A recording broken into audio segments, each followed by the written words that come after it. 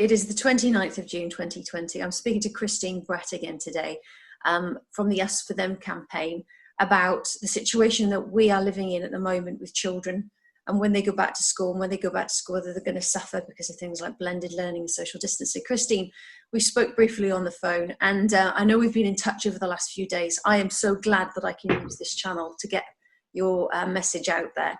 This channel is all about protecting children, and you said to me, I'm struggling to sleep at night, and you've got kids, I've got kids, I'm struggling to sleep at night, and you sent me a document which you can have a look at in a minute.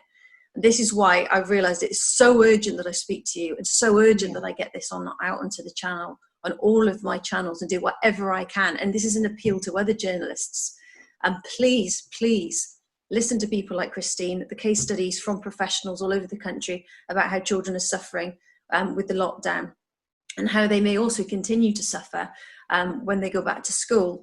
So yeah, I read that document. We're going to have a look at it in a minute. It's basically different case studies from a counsellor at a primary school. They've all been out of school now for 3 months. We know in England only 10% of children are back at school. 10% out of all our kids are back at school. So we need to do something. But what's really concerning us now is the stories that we're hearing about the vulnerable children.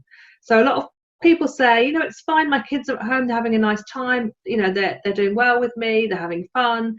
Great, but actually I think we need to take a bigger view as a society and think about what's happening to the children that aren't having such a good time. And what's really worrying me is the fact that so many, you know, we know about a lot of these children because people are coming forward and telling us. We've got social workers, we've got, you know, counsellors, we've got, you know, safeguarding specialists. But what about the ones that aren't?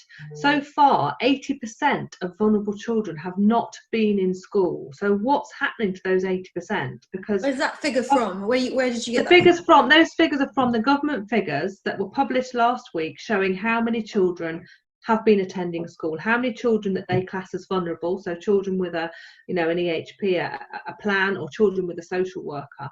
And only 20% of those children have been to school during that.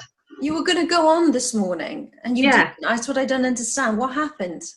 Well, I think, you know, they just felt that, you know, the statue story at that point was more topical, more newsworthy. I understand that we were ahead of the game talking about this, that people perhaps weren't ready for this conversation. But I really feel now that parents are frustrated that they're not hearing about, you know, what they can do. And I think that it's time now for us to have that debate. You know, there can't be nothing more important really than the future of our children and their education. We're talking about opening pubs, we're talking about whether swimming pools should be open. We need to get the debate around schools right up there up front, and we need to talk about what's best for the welfare of our kids.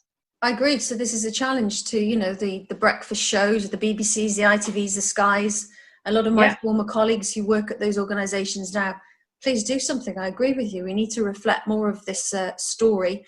And I'll put the interview that we've done on my YouTube channel as well. And you know, there's lots of people out there with a voice, with influence, and with channels. So we can all get together and put a bit of fuel behind this debate and about this issue. So yeah, so I'm glad we just mentioned that in the media coverage of the campaign.